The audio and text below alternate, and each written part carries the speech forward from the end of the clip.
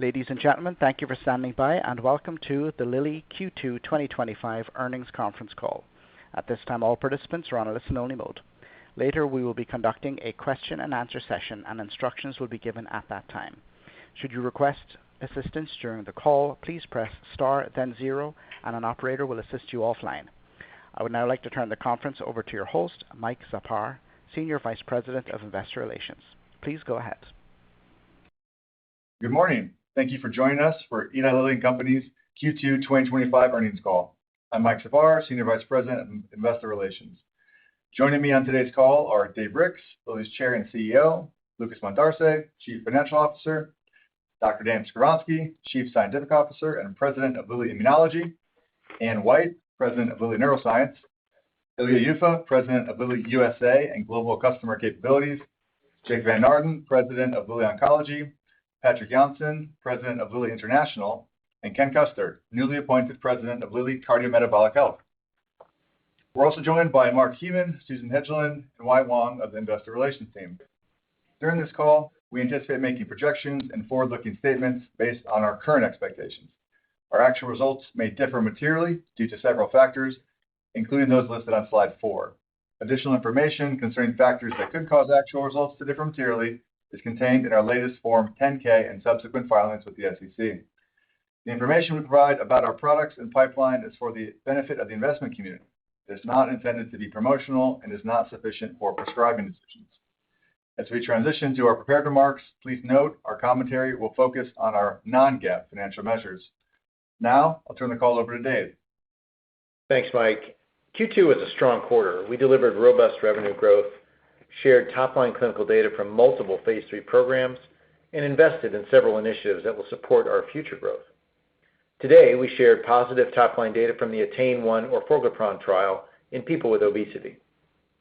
In ATTAIN-1, patients taking the highest dose of orforglipron lost more than 27 pounds, or 12.4% of their body weight. In addition, the safety and tolerability in ATTAIN-1 was consistent with the injectable GLP-1 class. Orforglipron also met all secondary endpoints in this study, improving key markers of metabolic health, such as blood pressure, cholesterol, and inflammation. This is the second positive phase 3 trial for orforglipron we reported this year, and we're encouraged by these results.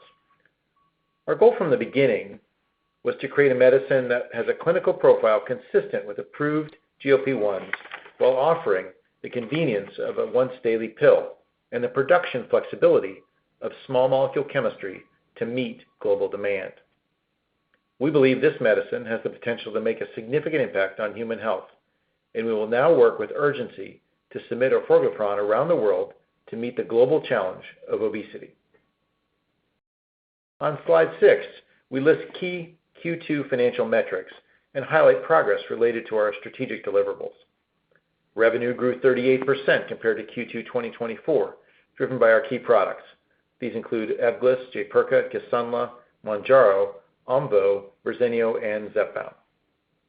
In the U.S., we continue the robust uptake of Zepbound and Mounjaro, and Lilly gained market share in the incretin analog class for the 4th quarter in a row. Mounjaro also recently became the market leader in the U.S. in total prescriptions within the type 2 diabetes incretin market. Outside the U.S., we continue to launch Mounjaro in new countries. These include Mexico and Brazil most recently. We have now launched Mounjaro in most major markets. Q2 was also a quarter of continued investment for Lilly. In addition to increasing commercial activities to support our newest medicines, we started multiple new clinical programs. While the company is experiencing rapid revenue growth, we're also increasing our R&D investment as early phase program data continues to impress us and to support our future growth of the company. Our financial performance in the first half of 2025 was strong, and as a result, we raised our revenue and earnings per share guidance. Lucas will cover this in more detail during the financial update. In addition to the results from ATTAIN-1, we achieved several key milestones since our last earnings call.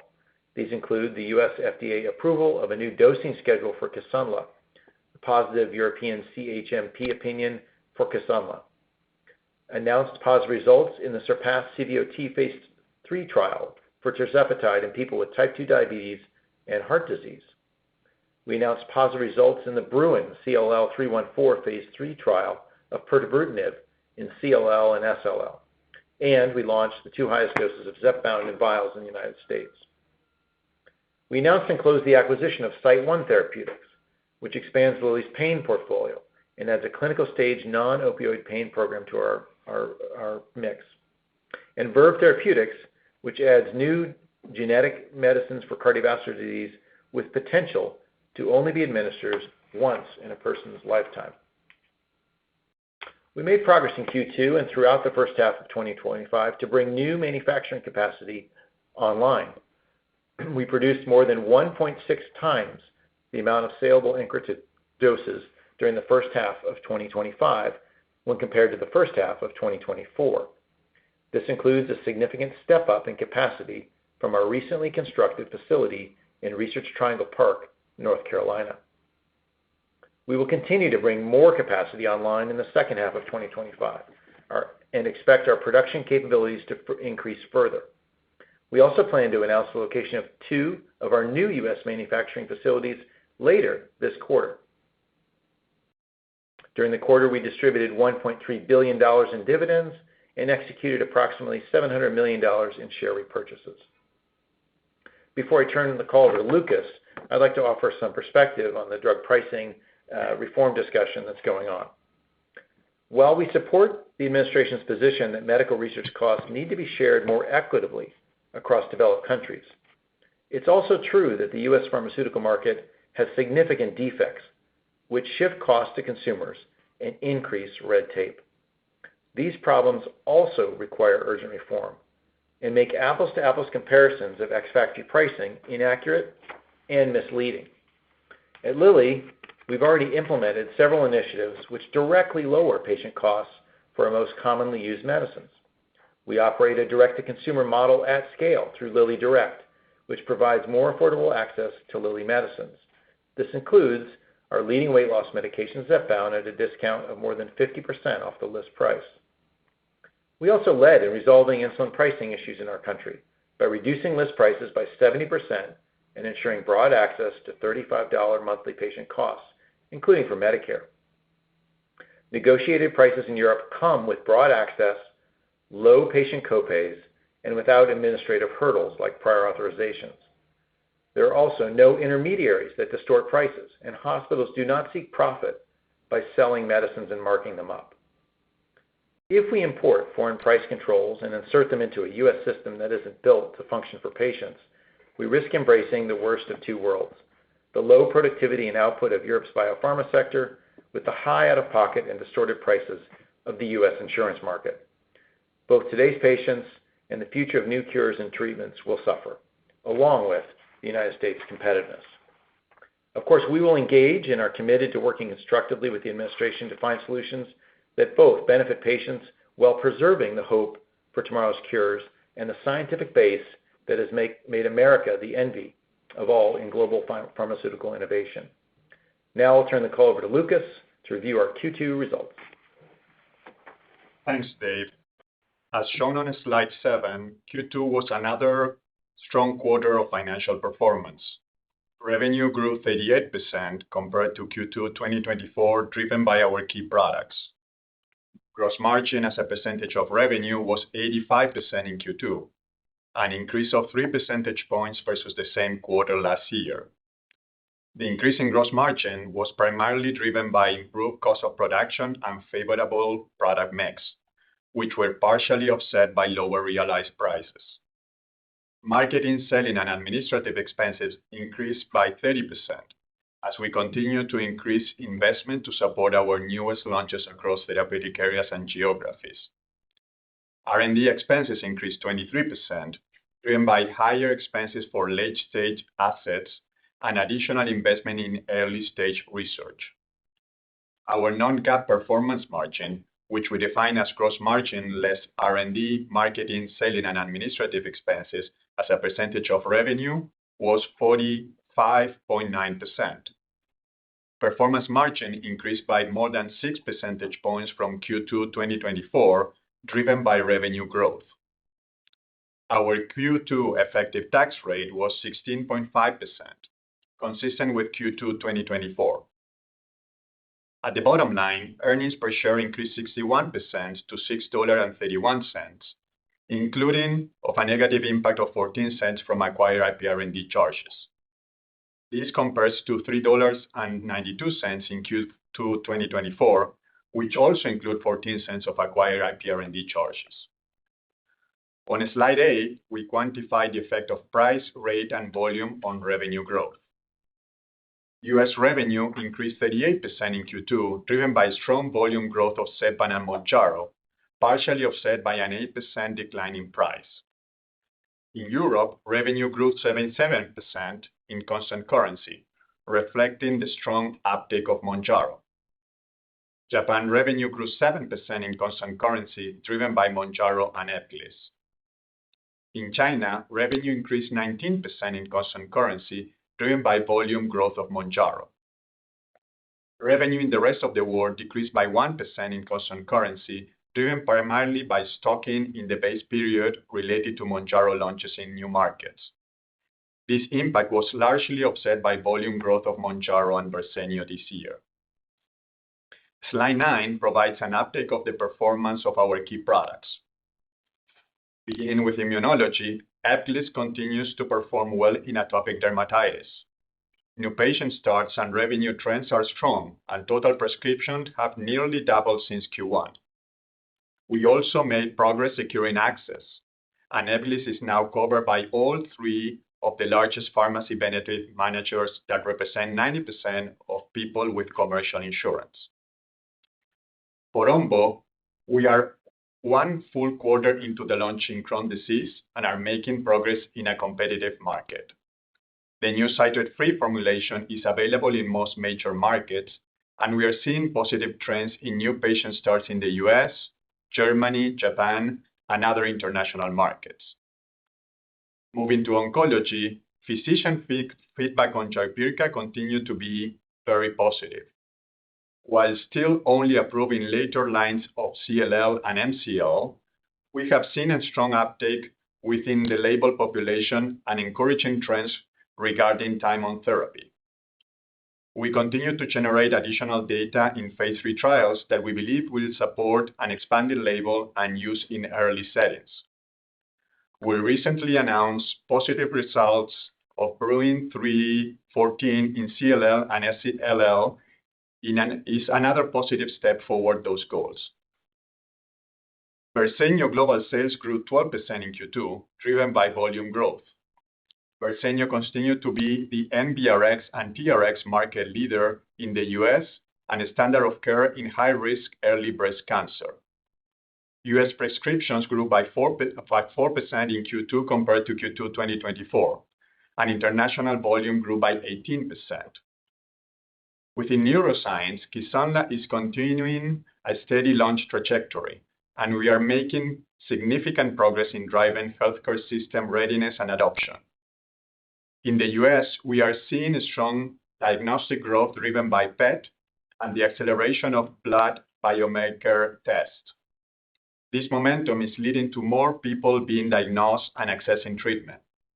Over 1,500 physicians and 150 of the top healthcare organizations have started patients on Kisunla. Outside the U.S., efforts are progressing as well, with approval in 13 countries. In Europe, we anticipate approval and launch later this year, following the recent CHMP positive opinion. Finally, moving to cardiometabolic health, Mounjaro and Zepbound both deliver impressive performance. Mounjaro posted $5.2 billion of global sales and exited the quarter with more than 50% of new type 2 diabetes incretin prescriptions in the U.S. Mounjaro also became the U.S. market leader in total type 2 diabetes incretin prescriptions in July and has gained 8 percentage points in total prescription share of market during the first 7 months of 2025. With the recently announced positive results from SURPASS CVOT, we look forward to submitting this data to global regulators to support a labeled cardiovascular indication. Outside the U.S., tirzepatide is now launched in most major markets. As a reminder, Mounjaro is marketed as a single brand for both chronic weight management and type 2 diabetes in all international markets except Canada and Japan. While the initial reception of recent launches in Mexico, Brazil, China, and India has been excellent, the commercial activities have been measured to ensure demand doesn't exceed supply and that patients and physicians have a good experience. Zepbound performance was strong in Q2, contributing $3.4 billion of sales. Zepbound continues to be the U.S. market leader in the branded anti-obesity market, with 2/3 of total patients taking Zepbound. We recently launched the 12.5 and 15 milligram single-use vials in Lilly Direct. All doses of Zepbound are not available in the vial presentation. While we work to secure broader reimbursement of anti-obesity medicines, we are encouraged by the uptake of Zepbound in vials. The cash pay vials were approximately 20% of total U.S. Zepbound prescriptions and over 35% of new prescriptions in Q2. As a reminder, effective July 1st, the CVS Pharmacy Benefit Manager began excluding Zepbound as an offering for patients on its template formulary insurance plans. This has caused significant disruption to patients, and we strongly disagree with the decision to restrict access to medicines for patients. As demonstrated in randomized clinical trials, incretin medicines for chronic weight management are not all the same.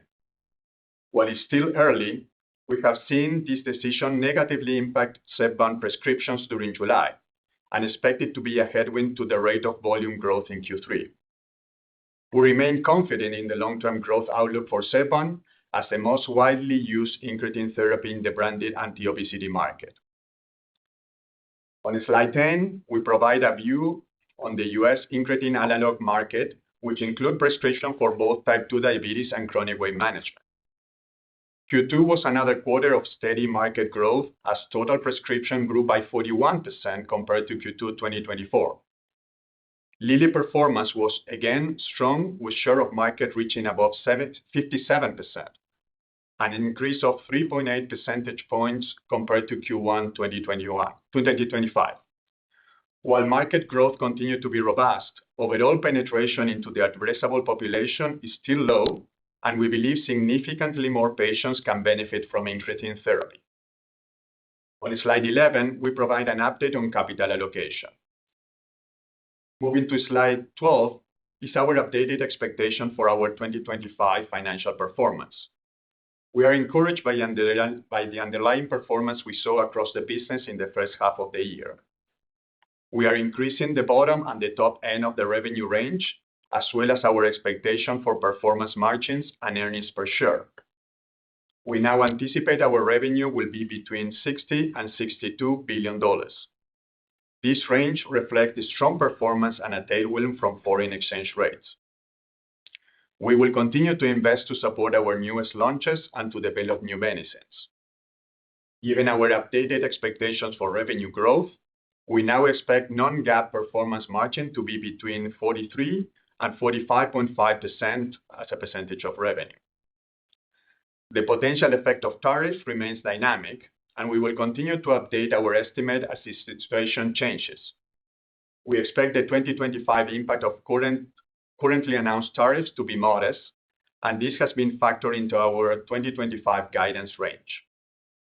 At the bottom line, we have increased our outlook for non-GAAP earnings per share and expect EPS of $21.75 to $23. As Dave mentioned earlier, we exceeded our incretin sellable doses production in the first half of the year and expect to bring more capacity online during the second half of 2025. We expect to produce at least 1.8 times the number of sellable incretin doses in the second half of 2025 compared to the second half of 2024. Now I will turn the call over to Dan to highlight our progress on R&D. Thanks, Lucas. We've made quite a bit of progress since our last earnings call. During just the past 2 weeks, we shared 3 phase 3 readouts from some of our most important molecules. I'll start with these. Last week, we announced results from the tirzepatide SURPASS-CVOT trial, where tirzepatide demonstrated cardiovascular protection in a landmark head-to-head trial which was the first ever cardiovascular outcomes trial comparing two incretin therapies in people with type 2 diabetes and cardiovascular disease. It included over 13,000 participants across 30 countries, and it is the largest and longest study of tirzepatide to date. As shown on slide 13, tirzepatide achieved the primary objective of the study, demonstrating non-inferiority compared to Trulicity with an 8% lower rate of MACE-3 events. Tirzepatide showed consistent results across all three components of the MACE-3 composite endpoint. We were particularly impressed to see the rate of all-cause mortality was 16% lower on tirzepatide versus dulaglutide. Because this trial did not include a placebo arm, we conducted a pre-specified indirect comparison analysis of matched patient-level data from the REWIND and SURPASS-CVOT studies. This analysis showed that tirzepatide reduced the risk of MACE-3 by 28% and reduced all-cause mortality by 39% compared to putative placebo. We're very pleased with these results, which show that in addition to the well-established best-in-class weight loss and A1C control, tirzepatide now also provides a cardioprotective benefit and may provide more wide-reaching health improvements, including greater kidney protection and a reduced overall risk of death. We look forward to detailed results being presented at the EASD meeting in September and published in a peer-reviewed journal. We plan to submit these data to global regulators by the end of this year. The SURPASS-CVOT results reinforce our enthusiasm for SURMOUNT-MMO, which enrolled over 15,000 participants with obesity and will assess the impact of tirzepatide on reducing morbidity and mortality. This is an event-based study, and the rate of accrual will dictate the timing of the readout. While SURPASS-CVOT and SURMOUNT-MMO are likely the largest randomized trials we'll conduct with tirzepatide, we'll still explore additional indications for this molecule, and we're excited to have started a new phase 3 trial in people with type 1 diabetes. Moving on to orforglipron. As Dave mentioned, today we're excited to announce top-line results from our second orforglipron phase 3 trial, ATTAIN-1. This trial included people with obesity but without type 2 diabetes. As shown on slide 14, patients in ATTAIN-1 lost on average between 7.8% and 12.4% of their body weight after 72 weeks, depending on the dose. At the highest dose, the average participant on orforglipron lost more than 27 pounds, and approximately 40% of people on this dose lost more than 15% of their body weight. We also saw notable improvements on important drivers of cardiovascular risk, including non-HDL cholesterol, triglycerides, and blood pressure. Moving to slide 15, we are very pleased with the safety profile of orforglipron in ATTAIN-1. The most commonly reported adverse events were gastrointestinal, which is consistent with the GLP-1 class. Discontinuations due to adverse events were low, with 5 to 10% of patients discontinuing orforglipron across doses. There were no hepatic safety signals. We look forward to sharing detailed results from ATTAIN-1 also at the EASD meeting in September and in a peer-reviewed publication. With today's readout, we've now seen results from two large phase 3 clinical trials involving over 3,600 participants, and we're highly encouraged with what we've seen thus far. The data from these first two pivotal studies provide evidence that a once-daily oral GLP-1 can achieve efficacy and safety in line with injectable GLP-1s. Orforglipron has the potential to be a more convenient alternative to injectable treatments and to be utilized to support early disease intervention in the primary care setting. With these data in hand, we're now working to move quickly towards our first regulatory submissions yet this year. We expect results from 4 additional orforglipron phase 3 trials over the next 5 months, 3 trials in people with diabetes from our ACHIEVE program, and 1 additional trial from the ATTAIN program in people with diabetes and obesity. ATTAIN-1 and ATTAIN-2 will support global submissions for chronic weight management, which we expect in Q4. In addition to the ongoing phase 3 trials for orforglipron in diabetes, obesity, weight maintenance, and obstructive sleep apnea, we initiated a new program for orforglipron this quarter, ATTAIN Hypertension, focused on reducing systolic blood pressure at 36 weeks as the primary endpoint. This is the first study of orforglipron that includes patients with a baseline BMI as low as 25. We also announced plans to initiate a new phase 3 trial in people with knee osteoarthritis pain and overweight or obesity starting later this year. Moving to pirtobrutinib, we announced positive results from the Bruin CLL-314 phase 3 trial of pirtobrutinib compared to ibrutinib in people with CLL/SLL. This trial included treatment-naive patients as well as patients previously treated but not with a BTK inhibitor. Pirtobrutinib met the primary endpoint of response rate non-inferiority compared to ibrutinib and had a nominal p-value for superiority that was less than 0.05. While progression-free survival data were immature, there was a positive trend in favor of pirtobrutinib. Additional testing for progression-free survival is planned as part of a future analysis. Of note, the subpopulation of treatment-naive patients had a particularly pronounced progression-free survival trend in favor of pirtobrutinib. This subpopulation had the longest follow-up, which is encouraging for what we might see more broadly across the total study population over time. This is the second positive phase 3 trial to read out for pirtobrutinib as we continue to build evidence supporting the potential role for this medicine in earlier settings. We look forward to the readout of Bruin CLL-313, which assesses pirtobrutinib versus chemoimmunotherapy in treatment-naive CLL/SLL later this year. We expect these data in combination with Bruin CLL-314 to form the basis of regulatory submissions globally. In addition to our recent phase 3 readouts, we also have updates on several other important molecules, donanemab, retatrutide, and olomorasib. For donanemab, we had 3 important milestones since our last earnings call. First, we were pleased to receive a positive opinion from the CHMP in the EU. We look forward to approval and launch there later this year. Second, the modified dosing schedule was approved in the US, further strengthening the safety profile for donanemab, and we expect the modified dosing regimen to be part of the EU labeling at launch as well. Finally, we shared long-term extension data from Trailblazer-ALZ 2, which demonstrated that over 3 years, donanemab-treated participants showed increasing clinical benefit, despite most participants having completed treatment within the first 18 months of the trial. In a separate part of the extension study, patients initiating donanemab after 18 months of placebo also demonstrated disease slowing once they started donanemab. These data reinforce the value of early intervention and support the limited duration dosing approach with sustained and increasing long-term benefits for treatment. For retatrutide, we started a new phase 3 trial in chronic low back pain and overweight or obesity called TRIUMPH-7. This is our second pain study for retatrutide in addition to the ongoing study in osteoarthritis pain of the knee, TRIUMPH-4, from which we expect results later this year.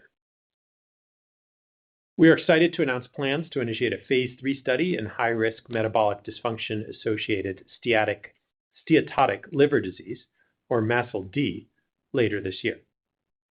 This trial includes both retatrutide and tirzepatide, and it will utilize non-invasive tests to enroll patients who are at high risk of major adverse liver outcomes, with a primary objective of reducing the occurrence of such outcomes.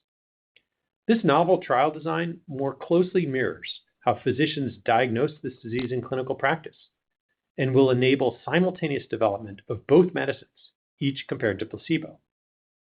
In a prior phase 2 trial in MASLD, retatrutide reduced liver fat by over 80%.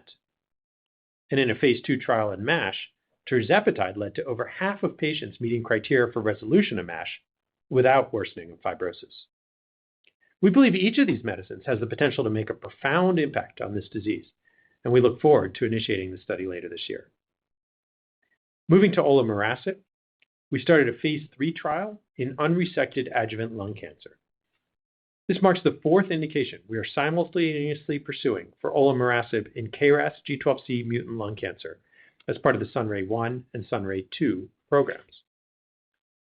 We believe olomorasib, in combination with immuno-oncology agents in an early setting, could improve the standard of care for patients with KRAS G12C mutant lung cancer. I'm also excited that through business development, we've added new molecules to our portfolio and new colleagues to our team and it's a pleasure to welcome new team members from SiteOne and Verve to Lilly this quarter. With SiteOne, we added a new pain asset into our neuroscience portfolio. STC-004 is a NaV 1.8 inhibitor that's shown encouraging early data to treat pain. We believe this molecule could be an important non-opioid therapy for pain in the future. Through the acquisition of Verve Therapeutics, we added several genetic medicines for cardiovascular disease that may only need to be given once in a lifetime. The most advanced programs are Verve 102, which targets PCSK9, and Verve 201, which targets ANGPTL3. And in our early phase portfolio, we advanced nisotiroside, our PYY analog agonist, into a phase 2 trial in people with diabetes.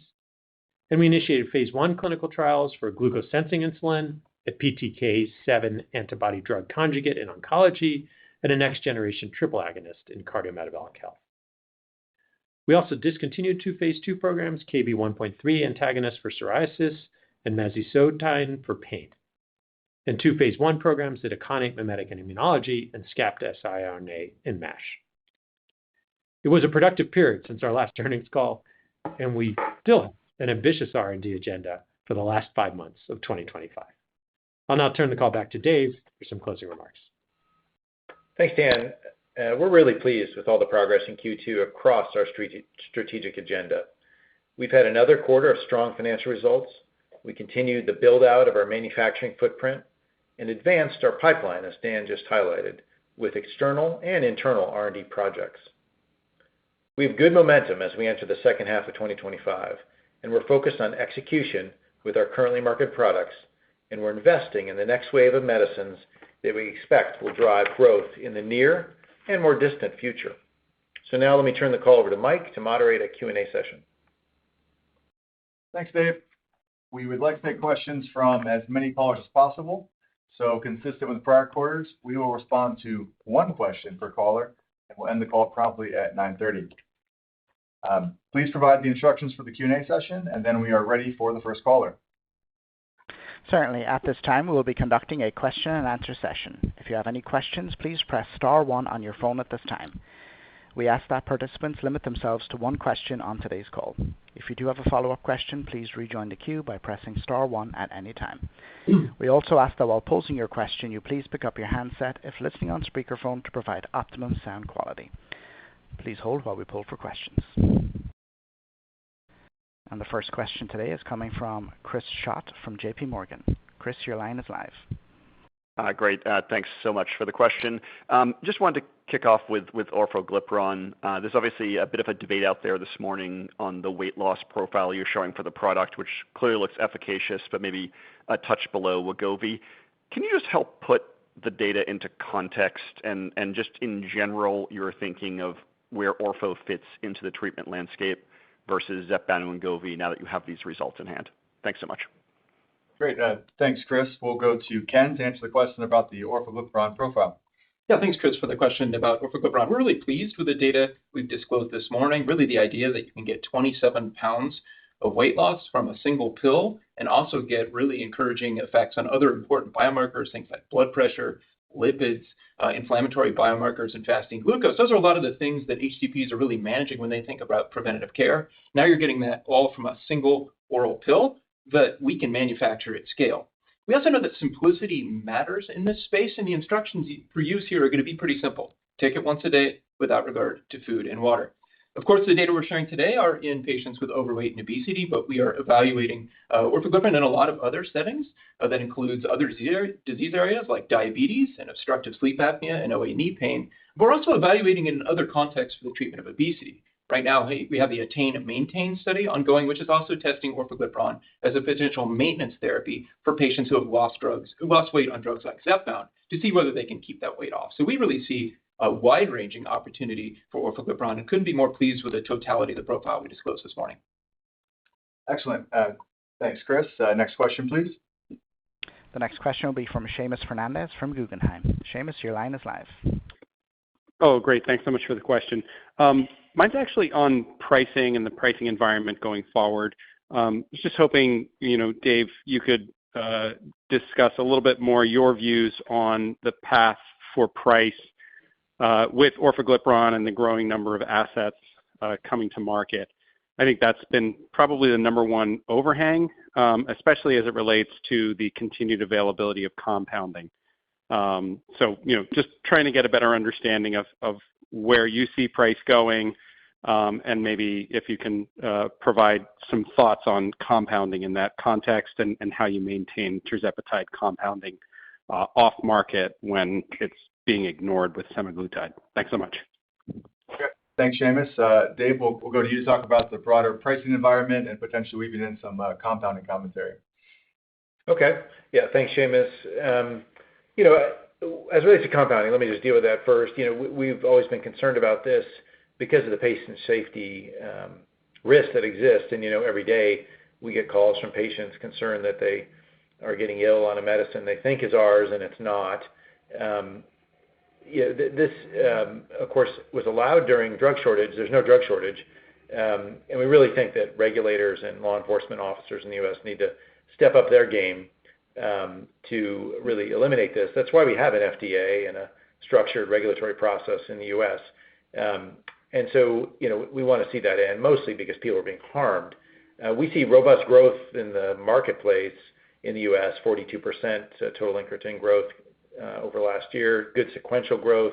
And of course, Lilly's growth is more than double that. So the business is fine, but people shouldn't be harmed. That said, I think on pricing, we've always have a philosophy across all medicines, including with incretins, to price to value. And given the profile we present, to consider offsetting other healthcare costs, including medicines, the value to the patient, the value in the economy as well. And here with GLP-1 and incretin mechanisms, we're seeing profound value, frankly. So, we're, noticing a difference in when we offer consumer-level pricing outside of insurance, but inside of the healthcare system, which is most of the business, we think that we'll expect, single-digit erosion like we do other chronic medications in net pricing while maintaining, a value point on list that makes good sense.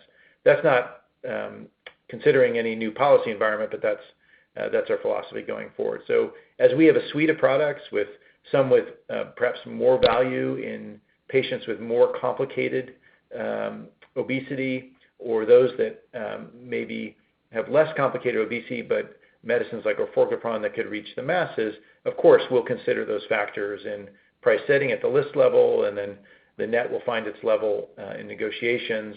And you can continue to expect Lilly to offer consumer-level pricing as long as we have such a large hole in coverage in our country for an important chronic disease like obesity that should be covered. Those are our views on pricing. Thank you, Dave. Next question, please. The next question will be from Jeff Meacham from Citibank. Jeff, your line is live. Great. Morning, guys. Thanks for the question. Dan, on orforglipron, looking at discontinuation rates, it looks competitive for Attain and Achieve. But can you talk about how the GI adverse event rates change over the course of the studies?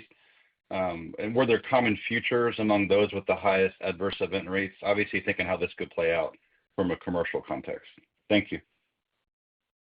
Thanks, Jeff. Dan, we'll go to you to talk about some of the orpho GI profile over time.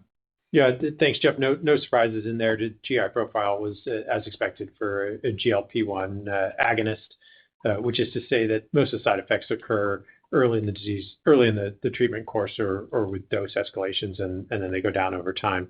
In terms of any specific patient characteristics that predicted, I don't believe we saw that in the study, nor have we seen that in prior studies with GLP-1. So really, no differences here that we thought were noteworthy versus monotherapy GLP-1 injectables. Great. Thank you, Dan. Next question, please.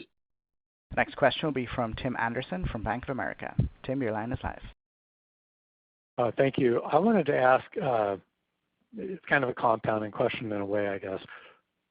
Canadian generics for Novo's semaglutide, they're likely to launch in early 26. I think everyone can agree that tirzepatide is a better product, but won't this still cause a lot of trouble in the market where there's a big cash pay channel and where we already know that patients have proven themselves to be price sensitive and willing to use a lesser product like a knockoff semaglutide, seems to me Canadian generics are just a replacement for that compounding channel, and they'll keep that headwind alive even if compounders get shut down. And we're talking about a product here that will have gone through a regulatory review cycle, not by FDA, but by another regulator. So with that launch 6 months away, is that a headwind that we should expect may continue? Thanks. Okay. Thanks, Tim, for the question on the Canadian generics impact. We'll go to Ilya to answer that one.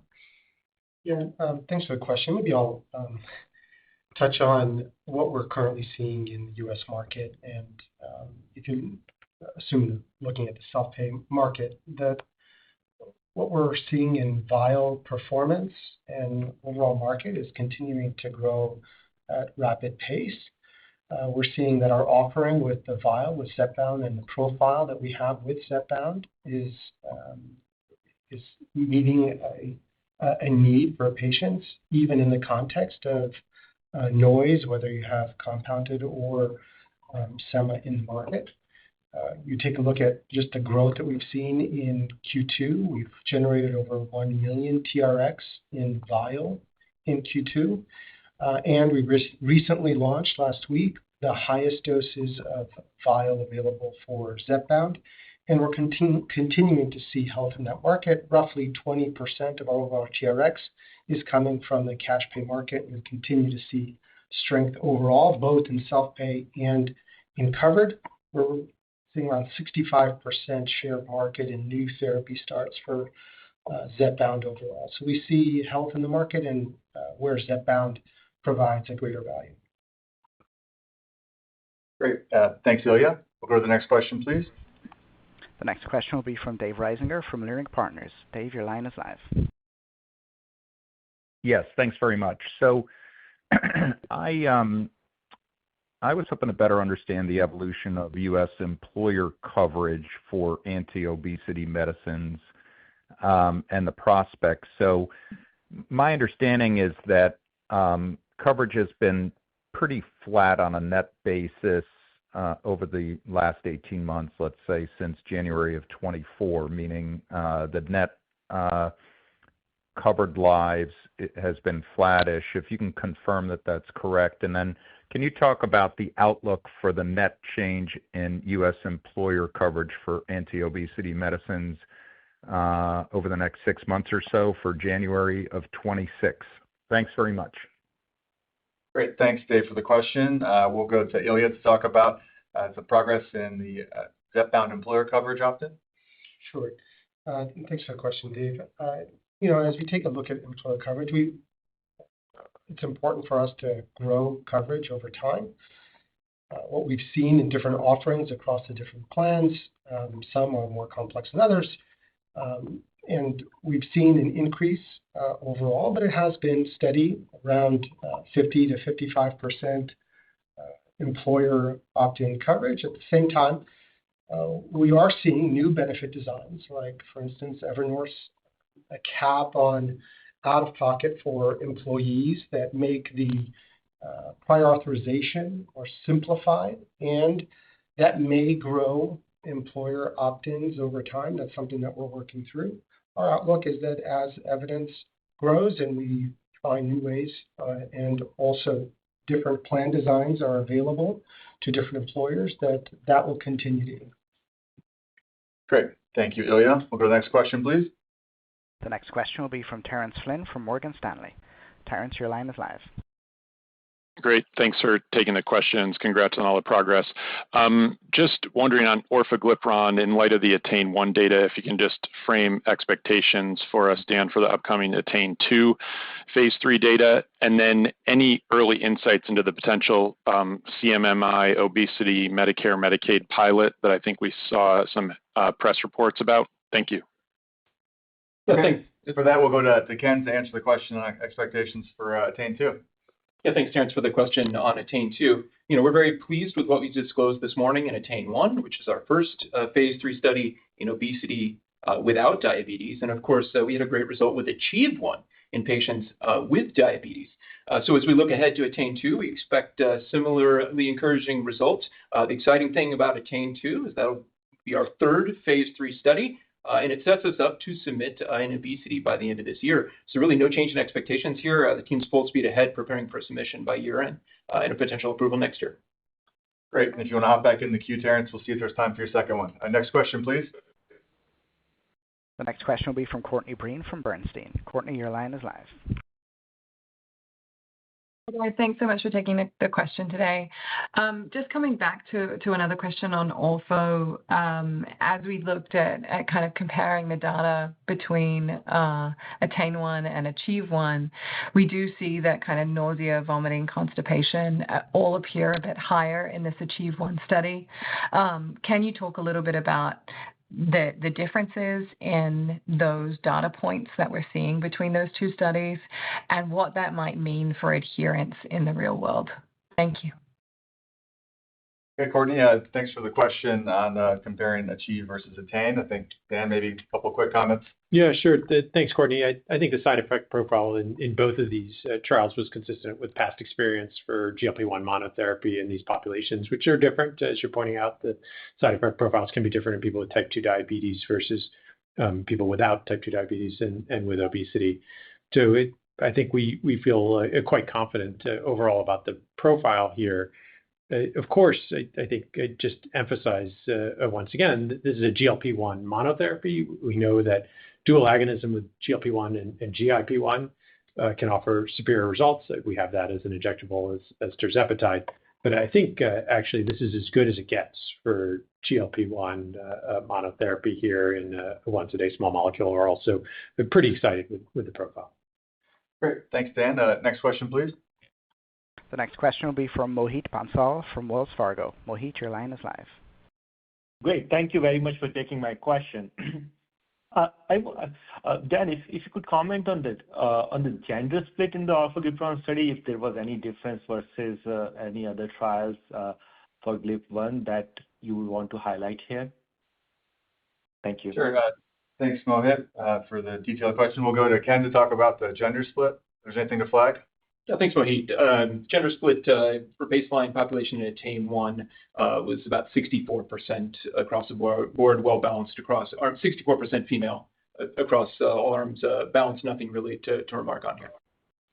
Great, thanks. Thanks, Ken. Next question, please. The next question will be from Asad Haider from Goldman Sachs. Asad, your line is live. Great. Thanks for taking the question and congrats on the quarter. Just going back to channel dynamics, on the Lilly direct channel, clearly Zepbound growth has been getting a lot of momentum with the new-to-brand prescriptions. Where do you think this could stabilize, and how is that segment changing the landscape on pricing? And then related, I think, Lucas, you've previously framed this DTC offering for Zepbound as a hedge or a bridge solution as you continue to grow access in the reimbursed channel. So any evolution in your thinking on that front, given DTC offerings are now getting framed as one way to satisfy the administration's demands on drug pricing? Thank you. Okay, thanks for the question, Asad. Lucas, you want to give some commentary on the Lilly Direct sort of evolution and outlook from here? Yeah, sure. Thank you, Asad, for your question. First of all, I just wanted to highlight the great products that we see in Lilly Direct. I think Ilya alluded about the total TRS prescription that we see in the second quarter, 1.1 million TRX. Fantastic growth, and now we are adding the 12.5 and 15 milligrams launch as well. So great progress that we are seeing, and you see that data as well that you have access to in terms of the number of total TRX as a percentage of the total Zepbound business. So progressing very nicely, very pleased with that. You mentioned about, again, the hedge. Yes, I shared that with you a time ago, and that's the way that we think about it, going back to the previous questions about employer. As we see that progressing, we always thought that it would be a gradual progression on the employer access. We see the Lilly Direct as an option to bridge that, right, as a hedge strategy to bridge that. So we still see it the same way, but it's progressing very nicely and it's growing is actually contributing to our performance this quarter and for the rest of the year as well. So that's more of the commentary and the color that we can provide today on that. Great. Thank you, Lucas. Next question, please. The next question will be from Umer Raffat from Evercore. Umer, your line is live. Morning, guys. I'm just still trying to get my head around the orforglipron data. On the one side, I see your efficacy estimate at 11.5% placebo-adjusted being very consistent with what Novo showed with their oral sema data in OASIS 4. But on the more important ITT-like treatment estimate, Orpho is tracking at 9% placebo-adjusted. Oral sema is almost 14% placebo-adjusted. And I'm just trying to understand what explains that delta, and does it prompt the need for a 45 milligram cohort, considering how the safety is tracking? Okay. Thanks, Umar. We'll go to Dan to provide maybe some final commentary on ATTAIN. Yeah, thanks, Umar. I'm not sure I track exactly with your numbers. But look, I think overall the profile here landed pretty much where you could expect a GLP-1 monotherapy to land. It's tough to compare different trials done at different time periods, different populations. But I think overall, given the patients we enrolled and the trial we ran, this is what GLP-1 agonism can give you. I don't see this as any issue at all in the real world or for patients or doctors. I know Wall Street has kind of focused on the exact numbers here and making cross-trial comparisons, but I don't think that carries over to the real world at all. Great. Thank you, Dan. Next question, please. Next question will be from Steve Scala from TD Cowen. Steve, your line is live. Thank you so much. With what is widely viewed as disappointing orforglipron data, it seems injectables are where it's at for the foreseeable future. On the Q1 call, Lilly said the likely impact of the Novo deal with CVS would be modest, but today you are saying there could be an impact in Q3, and for Lilly to call it out in the prepared remarks, it must be pretty meaningful. So can you tell us what changed in the marketplace for the injectables? Thank you. Great, Steve. Thanks for the question. Maybe to give some commentary on CVS, we'll go to Ilya. Sure. Thanks, Steve, for the question. As we take a look at Q2 performance and the health of both the market and where Zepbound has gained share, and we added around 1.7 million TRX in Q2, the overall impact, I think what we discussed prior, is a couple 100,000 TRX volume that may vary. It's still early in the transition to CVS, and obviously that creates frustration for employers, for providers, for patients. And we don't agree and disappointed with CVS decision. At the same time, in terms of impact, you'll have some medical exceptions, and overall, in the context of growing 1.7 million TRX, we view, and you look at July TRX as a proxy where on average it's back to around May average TRX. We see continued growth and very good performance across all segments for Zepbound, both in covered as well as our cash pay market. And so we expect continued growth. I think the commentary is more about the rate of growth. So obviously some new patient starts related to CVS template only may have some impact on growth, but overall the growth is healthy across all other segments. Great. Thank you, Ilya. Next question, please. The next question will be from Alex Hammond from Wolfe Research. Alex, your line is live. Another one on orforglipron. So I noticed you included the total discontinuation rates in the PR when you normally don't. Does that suggest that you think there was an underlying driver of these unusually elevated dropout rates across all arms? And could they have impacted efficacy? Thanks, Alex. We'll go to Ken to talk about the inclusion of the overall discontinuation rates and how that may have been in some other press releases as well. Yeah, thanks, Alex, for the question on discontinuation rates. What we disclosed, of course, with the rate of discontinuation in ATTAIN-1 for placebo of 29.9%, and then for orforglipron ranging from 22 to 24%. We don't think there's anything remarkable there. And we've disclosed these information on previous Lilly programs. I think on SURMOUNT-1 we did. Maybe to put this in a little bit of context, if you look at analogous studies in obesity, really placebo rates are in the 20s. If you take maybe step one, 22% placebo rate for discontinuation and about 5 points lower for active comparator. That's exactly what we see here on a delta. So really nothing remarkable here. The more important thing to look at Of course, patients can discontinue a study for a whole host of reasons. They can just withdraw their consent because it doesn't fit with their life. Maybe they're not getting the efficacy they need, and that's why we typically see lower rates in the active drugs, which is what we see here, or an adverse event. Now, the rates for adverse events, as Dan noted, range between 5 and 10% for orforglipron. That's exactly where we'd expect to be for an oral GLP-1 single agonist. So really nothing remarkable here. Great. Thank you, Ken. We'll go to the next question, please. The next question will be from Akash Tewari from Jefferies. Akash, your line is live. Hey, thanks so much.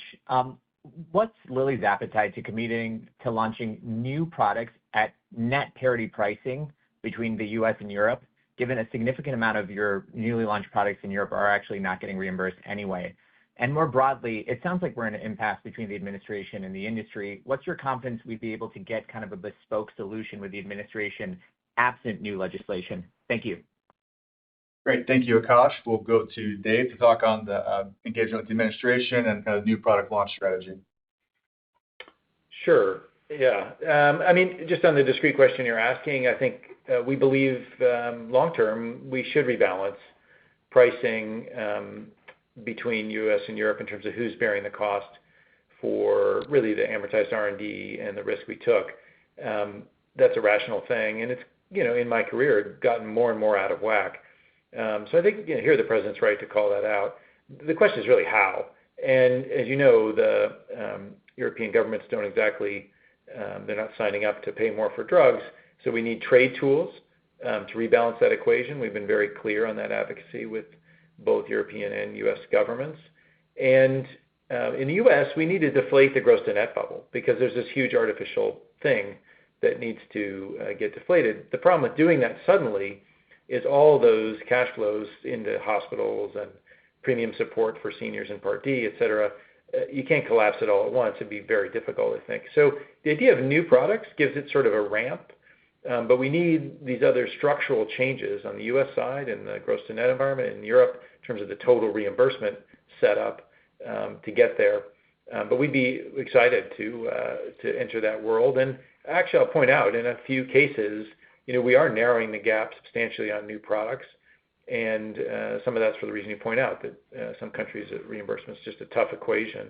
So what's the point of lowering that? So, watch that space. I think this is an area there could be progress under the president's agenda. And I think you'd see most pharma companies interested in moving in that direction. The question is, how do you step into it? Great. Thank you, Dave. We got time for probably two more quick questions. The next question, please. The next question will be from Kerry Halford from Berenberg. Kerry, your line is live. Thank you. Question from me, please, on the cash channel. So yesterday, Novo stated it would make Ozempic available via its cash pay channel later this year. Are you planning to do the same for Mounjaro? And if not, why not? And I'm not sure if you mentioned this earlier, but can you confirm whether you intend to use the cash channel for orforglipron once that comes to market? Great. Thanks, Kerry, for the question. We'll go to Ilya to comment on our thoughts on the cash channel. Sure. Well, first, I think we're learning a lot in the cash channel, Lilly Direct, and a lot of that has to do with the consumer journey, and it's varied across different segments of where you have significant coverage versus not. And with Mounjaro, we have significant coverage, so over 90% coverage in both commercial as well as Part D. And so I'm not sure if that necessarily provides an additional avenue. With Zepbound, we see significant growth because we do have coverage gaps in commercial, and obviously we also have coverage gaps without having the ability to cover anti-obesity medications in Part D. So we see this as an opportunity for us to meet that need.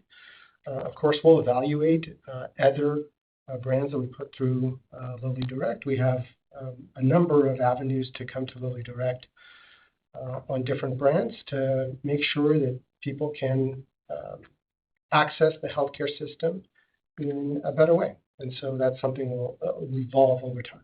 Great. Thanks, Ilya. And last question, please. And final question here will be from Evan Seigerman from BMO Capital Markets. Evan, your line is live. Hi, guys. Thank you so much for taking my question. A follow-up on the MFN conversation. Appreciating you're not going to share the details of your interaction with the administration, but can you provide some practical examples of what you and the industry can do to help achieve the goals of, getting price parity globally? Thank you so much. Thanks, Evan. We'll go to Dave to answer the question and then to provide the closing remarks. Yeah, sure. I don't have a lot to add to what I said to the prior question. I think long term it makes sense to rebalance this. And, that having an on-ramp makes sense to me because a sudden change in either environment would be difficult to sustain or justify. So, the idea of new products is a reasonable proposition, provided that the reimbursement rates in Europe can rise, really based on, cost for quality analysis and other things, and the U.S. gross to net situation can change, and easing into it seems to be, a rational thing to do. The other piece, which, the DTC channel being suggested by the administration and per the prior question, in addition to offering an outlet for people who don't have coverage, it does provide a kind of real price transparency to consumers, employers, and others, and that's a good thing. So we support that as well. We'll have to see how this plays out. As I said, we're constructively engaging. Hopefully some progress can be made, and I think it's in the industry's long-term interest to kind of pull these things closer together, and we'll work hard to try to do that. Thanks for being with us today, everyone, and for as many questions as we got to. I know there's always some we did not, so as in prior quarters, if you have unresolved questions, please contact our IR team. And we appreciate your interest in the company as always and look forward to future interactions. Have a great day. Thank you. And ladies and gentlemen, this does conclude our conference for today. This conference will be made available for replay beginning at 1 p.m. today, running through September 11th at midnight. You may access the replay system at any time by dialing 800-332-6854 and entering the access code 639732. International callers can call 973-528-0005. Again, those numbers are 800-332-6854 and 973-528-0005 with the access code 639732. Thank you for your participation. You may now disconnect your lines.